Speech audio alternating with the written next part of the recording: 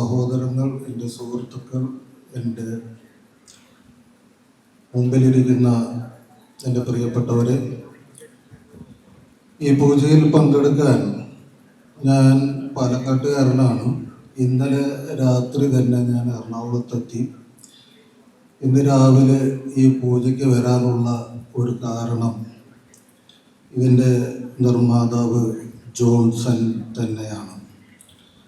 കാരണം അദ്ദേഹത്തെ പരിചയപ്പെട്ട നാൾ മുതൽ ഇടയ്ക്ക് വിളിക്കുകയും വാട്സാപ്പിലൂടെ ബന്ധപ്പെടുകയൊക്കെ ചെയ്യുന്ന ഒരു വ്യക്തിയാണ്. മറ്റുള്ള ആളുകളുമായിട്ട് നല്ല രീതിയിൽ ഇടപഴകാൻ ഇടപഴകിക്കൊണ്ടിരിക്കുന്ന ഒരു നല്ലൊരു വ്യക്തിത്വമാണ്.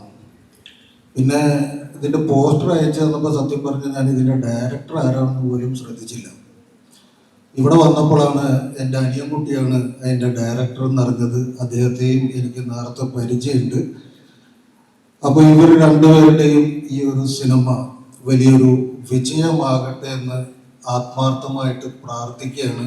അതിന് നിങ്ങളെല്ലാവരും കട്ട സപ്പോർട്ടോടുകൂടി ഉണ്ടാകുമെന്ന് വിചാരിക്കുന്നു. എല്ലാവർക്കും നമസ്കാരം. കഴിഞ്ഞ ഏതാണ്ട് 1/4 നൂറ്റാണ്ട് കാലമായിട്ട് ജോൺസൺ മഞ്ഞളിയെ എനിക്ക് പരിചയമുണ്ട്. ഇതിനിടയ്ക്ക് കഴിഞ്ഞ ആഴ്ചയാണ് അദ്ദേഹം ഒരു സിനിമ നിർമ്മിക്കുന്നുണ്ടെന്നും അതിൻ്റെ പൂജയ്ക്ക് വരണമെന്ന് പറഞ്ഞപ്പോൾ അതീവ സന്തോഷത്തോടെ കുടുംബസമേതമാണ് ഞാൻ ഈ ചടങ്ങിനെത്തിയത്. ഈ ചടങ്ങിൽ സംബന്ധിച്ച് ഇതിൻ്റെ സംവിധായകൻ സംസാരിച്ചു കഴിഞ്ഞപ്പോൾ താരമൂല്യത്തെക്കുറിച്ച് അദ്ദേഹത്തിനുള്ള ബോധം എന്താണെന്നറിഞ്ഞപ്പോൾ വളരെ സന്തോഷം തോന്നി. താരമൂല്യത്തെക്കുറിച്ച് അദ്ദേഹം മനസ്സിൽ കരുതിയിരിക്കുന്ന ആ ഒരു കരുതൽ മലയാള സിനിമയ്ക്ക് മുതൽക്കൂട്ടാണ്. ഞാൻ കണ്ടിട്ടുണ്ട് ഒരു പ്രമുഖ നടൻ ഡബ്ബിങ്ങിന് സ്റ്റുഡിയോയിലിരിക്കുമ്പോൾ അദ്ദേഹം സെറ്റിലിരിക്കുന്നു. അദ്ദേഹത്തോടൊപ്പം തന്നെ പേര് കേട്ട ഒരു സംവിധായകൻ നിലത്തിരുന്നാണ് അദ്ദേഹത്തോട് സംസാരിക്കുന്നത്. എനിക്ക് അത്ഭുതം തോന്നി. അതിൻ്റെ ഒന്നും ആവശ്യമില്ല. ഈ നടനേക്കാളും മുമ്പേ മറ്റൊരു നടനെ വെച്ച് പ്രമുഖ സംവിധായകനായി പേരെടുത്ത ആളാണ്. ഓരോരുത്തരുടെ കഴിവിനെ കുറിച്ച് ബോധവാന്മാരാണ്. നേരത്തെ സംവിധായകൻ ജോസ് തോമസ് പറഞ്ഞു താരങ്ങളെ കുറിച്ച്. പണ്ട് NF വർഗീസ് ആണ് ആദ്യമായിട്ട് പറഞ്ഞത്. സൂപ്പർ സ്റ്റാർ എന്ന് പറയുന്നത് ചാർത്തപ്പെടുന്ന ഒരു പദവിയാണ്. അവരാരും ആവശ്യപ്പെട്ടിട്ടല്ല. അത് ആദ്യം കിട്ടിയത് സുരേഷ് ഗോപിക്കാണ് കമ്മീഷനിലേക്ക്. അത് അരോമമണിയുടെ ചെലവില് രഞ്ജി പണിക്കർ എഴുതി ഷാജി കൈലാസ് ഒരു പ്രത്യേക സന്ദർഭത്തിൽ ഒരു കോളേജ് അങ്കണത്തിൽ ഒരുപാട് ആളുകളെ വെച്ച് ഷൂട്ട് ചെയ്തിട്ട് സുരേഷ് ഗോപി പറയുന്ന അദ്ദേഹത്തിന്റെ ശബ്ദ ഗാംഭീര്യത്തോടുകൂടി പറയുമ്പോൾ എല്ലാത്തിൻ്റെയും കൂട്ടായ്മ കൊണ്ടുണ്ടാക്കിയപ്പോൾ അതിന് മീഡിയ കൊടുത്ത പേരാണ് സൂപ്പർ സ്റ്റാർ. അത് കഴിഞ്ഞ് മെഗാസ്റ്റാർ. ഈ മീഡിയ വലിയ അപകടമാണ്. ഇച്ചിരി അങ്ങോട്ട് പൊങ്ങുമ്പോഴേക്കും അങ്ങോട്ട് പൊക്കി അങ്ങോട്ട് കയറ്റും. സ്വല്പം അങ്ങോട്ട് താന്നാലോ അങ്ങേറ്റം കുടുംബത്തിൻ്റെയും തറവാടിൻ്റെ പേര് പറഞ്ഞ് അപകീർത്തിപ്പെടുത്തുകയും ചെയ്യും. മീഡിയയുടെ സ്വഭാവം അതാണ്. ആ മീഡിയ അത് കാണാൻ ആളുകൾക്ക് ഇഷ്ടമാണ്. അതുപോലെ തന്നെയാണ് സിനിമയുടെ ഉള്ളറകൾ അറിയാനുള്ള ആളുകളുടെ ആഗ്രഹം. അത് ഈ സിനിമയ്ക്ക് ഗുണം ചെയ്യുന്നുണ്ട്. സിനിമയുടെ അകത്ത് എന്താണ് നടക്കുന്നത് അറിയാൻ ഈ സിനിമ കാണുന്ന എല്ലാവർക്കും സിനിമയേക്കാൾ കൂടുതൽ ഇഷ്ടം അതാണ്. അതിനകത്ത് എന്താണ് നടക്കുന്നത് അതൊക്കെയാണല്ലോ ഇപ്പൊ യൂട്യൂബിലും മറ്റ് ഫേസ്ബുക്കിലും ഒക്കെ ഓരോരുത്തർ പല ചരിത്രങ്ങളും പറഞ്ഞ് കാശ് വാങ്ങിക്കുന്നത്.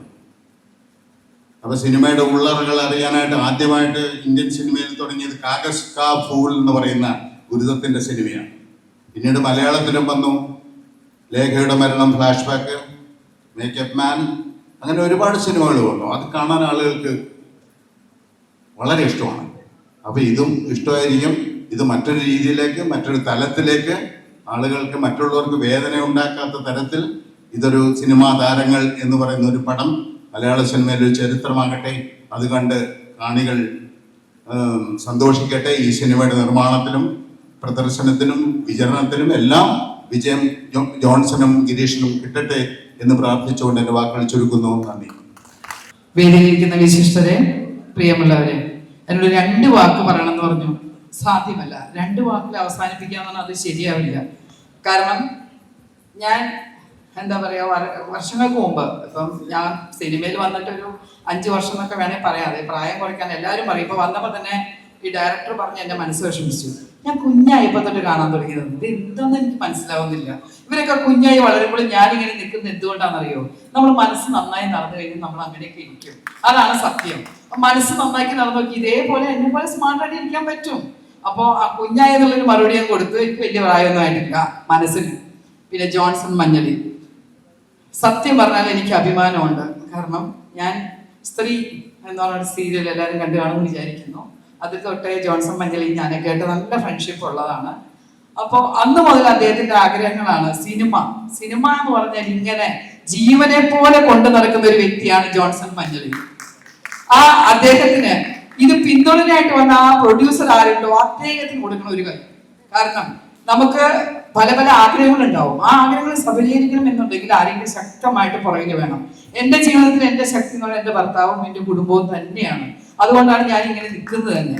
അപ്പോ ഞാൻ പറഞ്ഞു വന്നത് വേറെ ഒന്നുമല്ല, സിനിമയിൽ നമ്മളിപ്പോ കുറെ 29 ആ ചവിട്ടി തെങ്ങ കേട്ടിട്ട് എന്തിനാണിപ്പോ ഞാൻ പറഞ്ഞുതരാം കേട്ടോ. ഇപ്പൊ പറഞ്ഞു എനിക്ക് ക്യാരവണ്ടും വേണ്ട, ഒന്നും വേണ്ട, ഞാൻ നിലത്തായാലും കിടക്കും, തുണി അവിടെ പോയി മാറുന്നു. സ്ത്രീകളെ, നമ്മൾക്കതിന് പറ്റുമോ? കഷ്ടപ്പെട്ട് സംസാരിച്ചിട്ടാണ് നമ്മളൊരു ക്യാരവൻ, പ്രൊഡ്യൂസറെ ഒരു ക്യാരവൻ വേണം, സുഖമായിട്ട് കിടക്കാനല്ല, ഞങ്ങൾക്ക് സാരി മാറാനും അത്യാവശ്യം.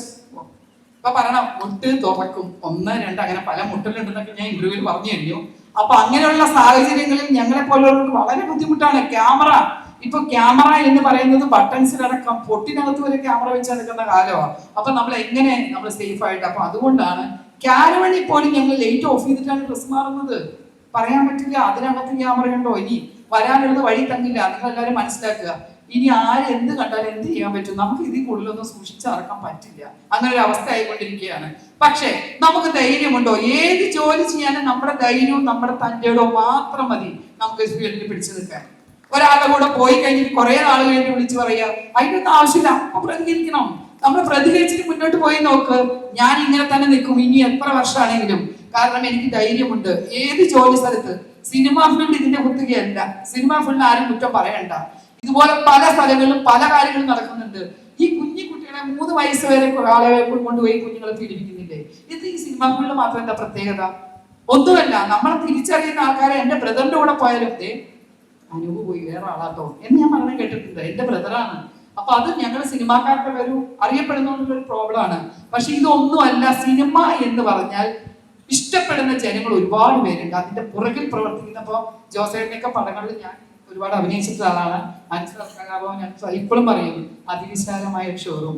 ഞാനേ ഓർത്തില്ല ഈ ഉടുപ്പിന്റെ നെഞ്ചത്ത് തേടി വെച്ചിട്ടുണ്ടെന്ന്. ആ പടം റിലീസായി കഴിഞ്ഞപ്പോൾ എനിക്ക് ആ ഒരു സീനിൽ തന്നെ ഞാൻ ഒരുപാട് പടമൊന്നും ചെയ്ത ഭയങ്കര സ്റ്റാർ ഒന്നുമല്ല.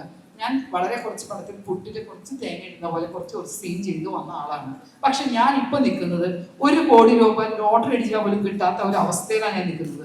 സിനിമയിൽ അഭിനയിച്ചുകൊണ്ട് മാത്രമാണ് എനിക്ക് എവിടെ ചെന്നാലും എന്ത് പ്രശ്നം ഉണ്ടെങ്കിലും എനിക്ക് അവിടെ ഒരു പ്രയോറിറ്റി കിട്ടുന്നത് സിനിമയിൽ അഭിനയിച്ചുകൊണ്ട് തന്നെയാണ്. എല്ലാവർക്കും, ഇവിടെ ഇരിക്കുന്ന എല്ലാവർക്കും ദൈവത്തിന് എല്ലാ അനുഗ്രഹം ഉണ്ടാവട്ടെ. എല്ലാ ഫീൽഡിലും എന്ന് പ്രാർത്ഥിക്കുന്നു. നന്ദി, നമസ്കാരം. വിശിഷ്ട വ്യക്തികൾ, സുഹൃത്തുക്കൾ, ഒരുപാട് സംസാരിച്ച് ഒന്നും നീട്ടുന്നില്ല. കാരണം എല്ലാവർക്കും വിഷമം തുടങ്ങിയെന്ന് എനിക്ക് മനസ്സിലായി.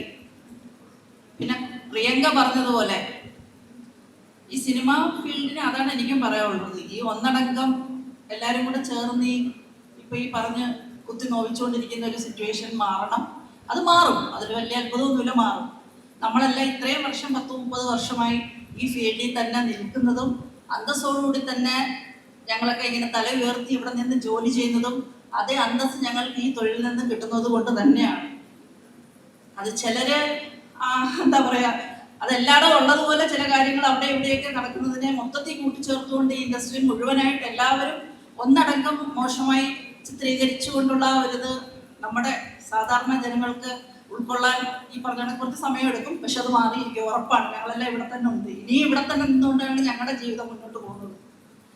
പിന്നെ നമ്മുടെ ഈ പൂജയെക്കുറിച്ച് ജോൺസേട്ടൻ എനിക്ക് തോന്നുന്നു ഒരു 21-30 വർഷമായിട്ടുണ്ടാവും.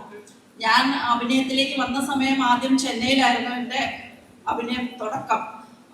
മധുമോഹൻ സാറിൻ്റെ അവിടെ ദൂരദർശനായിരുന്നു അന്ന്. ആ സമയത്ത് അതിനുശേഷം എന്നെ കേരളത്തിലേക്ക്, അതായത് ഏഷ്യാനെറ്റിലേക്ക് എന്നെ പരിചയപ്പെടുന്നത് ജോൺസൺ ചേട്ടനാണ്. സമയം എന്ന സീരിയലിൽ അതിലൊരു കുറച്ച് എപ്പിസോഡിൽ മാത്രം വന്നൊരു ക്യാരക്ടറായിരുന്നു സന്തോഷ് ചേട്ടൻ്റെ സിസ്റ്ററായിട്ട്. അത് ആത്മഹത്യ ചെയ്യുന്നൊരു ക്യാരക്ടറായിരുന്നു. ഞാൻ ചെന്നൈ നിൽക്കുമ്പോഴാണ് എന്നെ വിളിച്ചിട്ട് പറഞ്ഞൊരു ക്യാരക്ടറുണ്ട്, കുറച്ചേ ഉള്ളൂ, പക്ഷെ അത് കുറച്ച് വളരെ നോട്ടബിൾ ആണ്, എന്നെ വന്ന് ചെയ്യണം എന്ന് പറഞ്ഞിട്ട് അങ്ങനെ വന്ന് ഞാൻ ചെയ്തു. പക്ഷെ പിന്നീട് തുടർന്ന് യന്ത്ര മീഡിയ എന്ന് പറയുന്ന ആ ഒരു വലിയൊരു പ്രൊഡക്ഷൻ കമ്പനിയിൽ എനിക്ക് തോന്നുന്നു 4.5 വർഷത്തോളം ഞാൻ വർക്ക് ചെയ്തു. സ്ത്രീ, സമയം, സംഗമം, അങ്ങനെ നിരവധി. ജോൺസേട്ടൻ അന്ന് ഓൾ ഇൻ ഓൾ ആണ് യന്ത്രയിൽ. അന്ന് മുതലുള്ള ഒരു ബന്ധമാണ് എൻ്റെ ഫാമിലിയുമായിട്ട്, എൻ്റെ അച്ഛനും അമ്മയും എല്ലാവരുമായിട്ട് അന്ന് തുടങ്ങിയ കുടുംബ ബന്ധമാണ് ശരിക്കും പറഞ്ഞാൽ ജോൺസേട്ടനുമായിട്ടുള്ളത്. വല്ലപ്പോഴും വിളിക്കും. ഞാൻ ഇൻഡസ്ട്രിയിൽ നിന്നൊക്കെ മാറുന്ന കുറച്ച് വർഷങ്ങളുണ്ട്, അപ്പോഴും ഇടയ്ക്ക് വിളിച്ച് അന്വേഷിക്കാറുണ്ട് എന്തുണ്ട് വിശേഷം, എല്ലാവരും സുഖമായിരിക്കുന്നു എന്നൊക്കെ. ഇപ്പൊ എനിക്ക് തോന്നുന്നു ഒരു 5 വർഷത്തിന് മുന്നെയാണ് ജോൺസേട്ടൻ ഇങ്ങനൊരു പ്രൊഡക്ഷൻ കമ്പനി ഓപ്പൺ ചെയ്യണം, ഒരു സിനിമ ചെയ്യണം എന്ന് പറഞ്ഞിട്ട് എന്നെ ഇങ്ങനെ ഇടയ്ക്ക് വിളിച്ച് സംസാരിക്കുകയും അത് പല തവണകളായി ഇങ്ങനെ സംസാരിച്ച് ഇന്നതൊരു ജോൺസേട്ടൻ ആ സ്വപ്നം ഇന്ന് ശരിക്കും സഫലീകരിച്ചു എന്ന് വേണം പറയാൻ. നമസ്കാരം. ഒരു ദീർഘമായ പ്രസംഗത്തിലേക്ക് കടക്കുന്നില്ല. എന്നാലും വേദിയിലിരിക്കുന്നവരെല്ലാം എൻ്റെ ഗുരുസ്ഥാനീയരാണ്. കാരണം വർഷങ്ങളുടെ എക്സ്പീരിയൻസും അറിവും ഒക്കെ ഉള്ളവരാണ്. അപ്പം ഞാൻ വളരെ ചുരുങ്ങിയ കാലം, എൻ്റെ ഒരു അറിവിൽ ഒരു 4 വർഷമായിട്ടുള്ളൂ സിനിമാ മേഖലയുടെ ഭാഗമായിട്ട് തുടങ്ങിയിട്ട്. അപ്പം ഇപ്പോഴും സിനിമ ഏറ്റവും കൂടുതൽ സ്വപ്നം കാണുന്ന ഒരാളാണ്. അപ്പം എനിക്ക് എൻ്റെ മുന്നിൽ നിൽക്കുന്ന എല്ലാവരോടും, അല്ലെങ്കിൽ എന്നോട് സംസാരിക്കുന്ന പലരോടും ഞാൻ പറയുന്നൊരു കാര്യമാണ്, എന്നെ പോലെ അതിയായി നിങ്ങളൊരു വിഷയത്തെ ആഗ്രഹിക്കുന്നുണ്ടെങ്കിൽ, അല്ലെങ്കിൽ അതിയായി ഒരു അവസരത്തെ നിങ്ങൾ ആഗ്രഹിക്കുന്നുണ്ടെങ്കിൽ ഉറപ്പായിട്ടും നിങ്ങൾ അതിനായിട്ട് ശ്രമിക്കുക. ആ പരിശ്രമത്തിനൊരു ഫലം നിങ്ങൾക്ക് എന്തെങ്കിലും ഒരിക്കൽ കിട്ടും. ദൈവം അത് കാത്തു വെച്ചിട്ടുണ്ട്. അപ്പൊ എന്തായാലും ഈ ശ്രമത്തിൻ്റെയൊക്കെ ഫലമാണ് എനിക്ക് തോന്നുന്നു ഈ സിനിമയുടെ ഭാഗമായിട്ട് ഇവിടെ നിൽക്കാനും ഈ വേദിയിൽ സംസാരിക്കാനും ഒരു അവസരം കിട്ടിയത്. അപ്പൊ ഇനിയും നേരത്തെ എല്ലാവരും പറഞ്ഞതുപോലെ ഈ സിനിമയ്ക്ക് ശേഷം നമ്മൾ 100 ദിവസം സക്സസ് ആയിട്ട് ഈ സിനിമ തിയേറ്ററിൽ ഓടിയതിനു ശേഷം അത് സെലിബ്രേറ്റ് ചെയ്യുന്ന സമയത്ത് നമ്മൾ ഒത്തുകൂടും. ആ അവസരത്തിൽ നമ്മൾ എല്ലാവരും ഒരുമിച്ച് ഒന്നുകൂടി കാണും. അങ്ങനെ ഒരു സാധ്യത കൂടി, അല്ലെങ്കിൽ അങ്ങനെ ഒരു അവസരം കൂടി നമുക്ക് എല്ലാവർക്കും കിട്ടട്ടെ. എന്തായാലും ഈ സിനിമയുടെ ഭാഗമായി നിൽക്കുന്ന എല്ലാവർക്കും എല്ലാവിധ ആശംസകളും. അപ്പൊ എന്തായാലും വലിയൊരു വിജയമായി ഈ സിനിമ തീരട്ടെ. എന്നാലും എന്നെ ഇതിലേക്ക് സ്വാഗതം ചെയ്ത, അല്ലെങ്കിൽ ഇൻവൈറ്റ് ചെയ്ത നിതീഷ് ചേട്ടനും ജോൺസൺ ചേട്ടനൊക്കെ ഒരു വലിയ ഹൃദയത്തിൽ നിന്നൊരു വലിയ നന്ദി അറിയിക്കുന്നു. Thank you so much. പ്രിയപ്പെട്ടവരെ, നിങ്ങൾക്ക് എല്ലാവർക്കും സ്റ്റേജിലിരിക്കുന്ന പ്രമുഖ വ്യക്തികൾക്കും എൻ്റെ സഹപ്രവർത്തകർക്കും എൻ്റെ വിനീതമായ നമസ്കാരം. ജോൺസൺ മഞ്ഞാലിയുടെ സിനിമാ താരങ്ങളെ കണ്ടെത്താനായിട്ടും നിങ്ങളുടെ എല്ലാവരുടെ സഹകരണങ്ങളും സഹായങ്ങളും നിങ്ങളുടെ എല്ലാവരും നന്മകളും അനുഗ്രഹങ്ങളും ഉണ്ടായിരിക്കണമെന്ന് പ്രാർത്ഥിച്ചുകൊണ്ടും എൻ്റെ എല്ലാവിധ നന്മകളും നേർന്നുകൊണ്ടും നന്ദി, നമസ്കാരം.